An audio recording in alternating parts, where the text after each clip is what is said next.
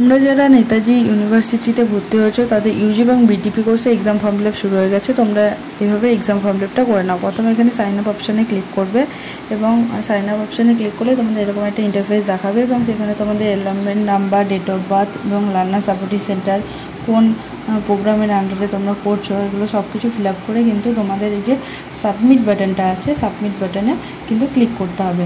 Submit বাটনে click করলে তোমাদের রেজিস্টার মোবাইল নাম্বারে কিন্তু একটা ওটিপি এবং ইউজার আইডি চলে যাবে। ইউজার আইডিটা হলো তোমাদের নিজের এনরোলমেন্ট নাম্বার এবং যে ওটিপিটা এসএমএসের মাধ্যমে ফোনে আসবে সেটা দিয়ে তোমাদের কিন্তু এখানে লগ ইন করে নিতে হবে। লগ ইন করার পরে তোমাদের যে এখানে অপশানে এখানে ক্লিক করে তোমাদের এক্সাম ফর্ম ফিল আপটা কিন্তু করে নিতে হবে। এক্সাম ফর্ম ফিল আপ করার সময় তোমাদের যে কর্নারে যে টিক চিহ্নগুলো সেগুলো কিন্তু খুব সাবধানে দিতে হবে।